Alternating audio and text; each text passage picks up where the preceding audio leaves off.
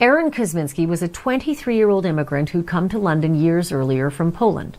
His occupation? Can't make it up. Barber. Person of interest was not a term back then, but it really would have applied because police looked at Kosminski. They just never had enough evidence to arrest him. They really never had much evidence, period. Fingerprints weren't even an acceptable crime-fighting tool in Britain until almost a decade later. That is how cold this case is. But that uncertainty about Aaron Kosminski did not stop Madame Tussauds from immortalizing him in wax and including him in the Jack the Ripper Chamber of Horrors. But beyond that, and certainly before that, there was nothing definitively tying him to the Ripper until now. And what is that evidence, you ask? I thought you would. It seems the Ripper's fourth victim, Catherine Eddowes, was wearing a shawl the night that she and one other victim were killed just minutes apart, killed and mutilated. The shawl was blood-stained, of course, and somehow in 2007 it was put up for auction. The winning bidder was an author and Jack the Ripper scholar named Russell Edwards, and Edwards went right to work testing the century-old shawl for DNA. And the results? A 100% match to Aaron Kosminski. 137 years ago, this geezer was running around, blood. 1888 to be exact, bruv. London, Whitechapel, slashing and shanking up, doing his thing on the road and that, murders. And 137 years later, man's been identified. It's a big deal. Not really a big deal for the case because it's 137 years, bro. He died anyway. I think he was locked up in a mental asylum for the rest of his life, but not for these said murders. But he's like the most, I mean, hear me out. I know I sound crazy. There's no victims of Jack the Ripper in the chat. Clearly not, you're all dead. So we can talk. He's famous as shit in London. I'm talking about, they've got, I've been to the dungeon before, in Madame Tussauds and that. They got a Jack the Ripper whole setup going on there. They used to make him look cool with the cloak and the top hat. People dress up as Jack the Ripper for Halloween. No one really knows what he looks like, but my issue is, I shouldn't laugh, but yeah, I mean, Jack the Ripper's overrated.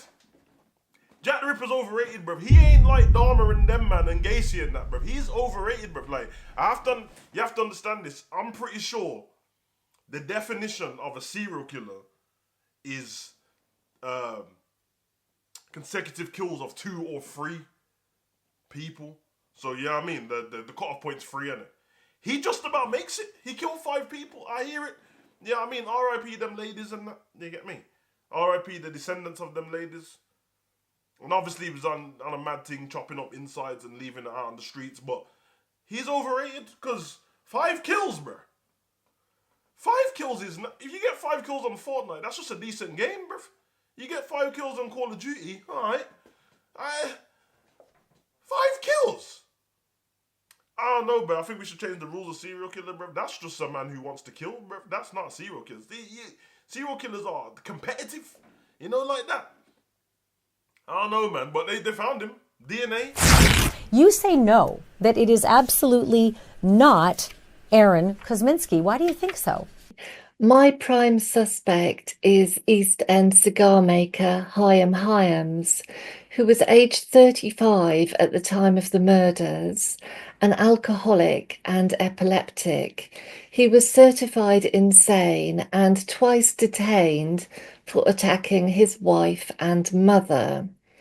He matches the police profile and information from eyewitnesses about a man with a stiff left arm and peculiar gait. And in 2013 and 2015, the medical files were released from Colney Hatch Lunatic Asylum for the first time. And I researched those files and discovered that Hyam Hyams had the stiff left arm from a broken elbow that was referred to by eyewitnesses. And he also had a very unusual shuffling gait, with bent knees and asymmetric foot dragging.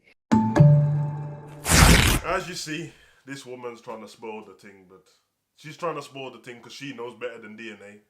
The founder done his DNA, bitch. It was him. You hear her stupid voice? She's an author. Oh, I wrote the Jack the Ripper book. We know the reason why you don't want it to be this new guy, this Polish YouTuber who got caught and identified. We know that why you don't want it to be him. Because you wrote plenty of books on Jack the Ripper, and now your books are meaty.